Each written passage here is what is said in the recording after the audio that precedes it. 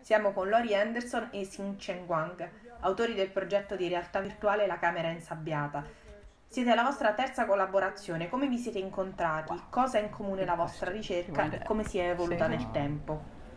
Yeah, I think to work with Laurie is always like a learning process. So when we start like doing the puppet motel, I think at that time the CD-ROM is like the newest media, and now the VR is the newest media. Yeah. So I think we are always try to get the newest media, but see what the art can do with it. And I think for me to work with Laurie is like it's a way to appreciate her art. But it's like I have the first chance to see the newest creation from her. So I always feel that's a privilege. Oh, but it's a complete collaboration because Hsin-Chien is a wonderful artist, but also he does all of the work. Frankly, he does all of the work, and I can contribute some things, but when you actually make something with your hands and you have hands on, you have a real shape. You're really shaping the material. So, we talked about what we could do, and then and what might happen in the rooms, but then you would come back with some amazing, new spin on the idea, and a real, when you realize something like that. So let's make a room where you can make a three-dimensional sound wave, and you make it hot, and that's a nice idea. But then to really visualize it and embody it the way Hsin-Chien does is really great. So when we did Puppet Motel, we did that so fast, and then this one we were able to experiment a little bit more with different kinds of VR. So that was really fun because there's a lot of different ways that you can use this. Yes, I think that's the transition we want to build, like from the reality to your imagination. In termini filosofici, come la realtà virtuale influisce o influirà sulla vita reale? Ci sono pericoli di confondere l'una con l'altra?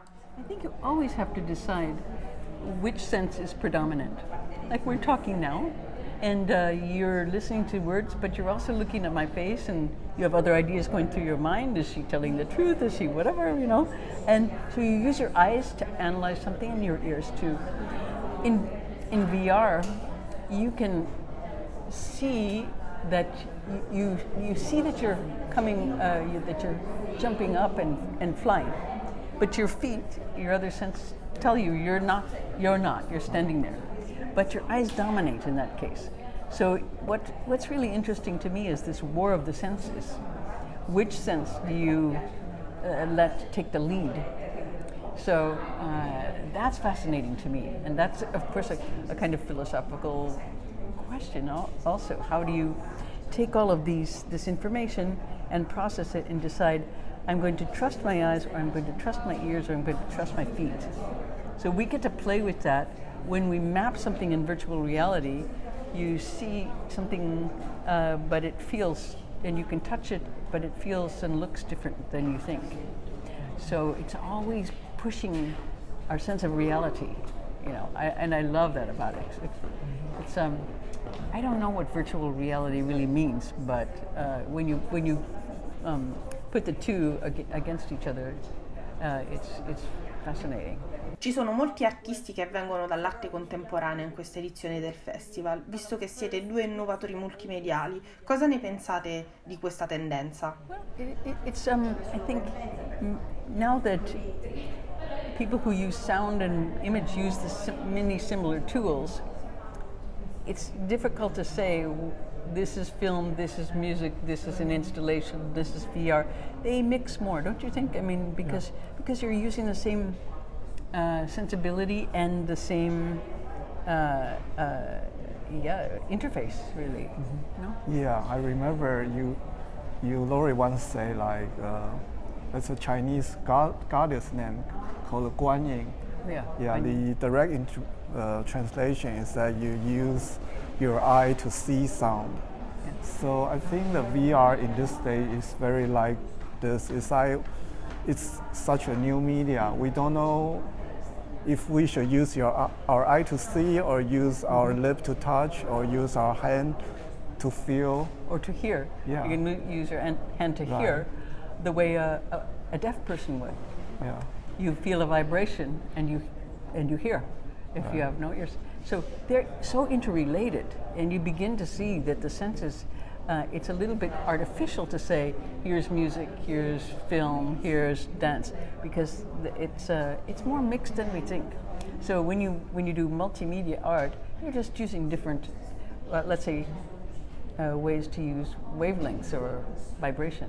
Secondo voi è pensabile che un film della virtual reality sia parte della competizione principale? Yeah. Yeah, I mean, but it's also a difference between, experimental and mainstream work.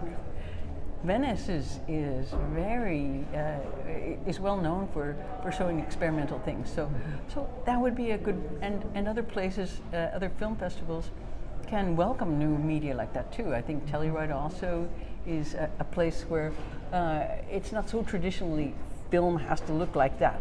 No, Venice is like, well, let's see what else it could be. And they made this amazing installation of all of these things, and they said, okay, now let's look at VR. That's pretty adventurous, Perché la camera insabbiata? Well, it was originally going to have some sand, and you would take off your shoes. I thought it would be nice next to the Lido to have a little bit of a beach, a small beach, and this was going to be a little cabana, like for changing into your suit. But it was very hard to get the sand, so we tried to get the sand, but and some people just don't want to take off their shoes. So anyway, so in Sabbiata, so a little bit of sand, a little bit of hidden things. So we wanted to refer to a place that was hidden and also a kind of that had a reference to a beach. Secondo voi che impressione avrà il presidente di giuria John Landis di questo allestimento? Did you see any other ones? I only saw one. We don't have time. I see a couple of them, but I still wait to see all of them. Yeah. I think it's the feeling for me is like in the very early day when the movie just invented, and everything is possible. And I feel people bringing their imaginations. Yeah. And I think that's great. Yeah.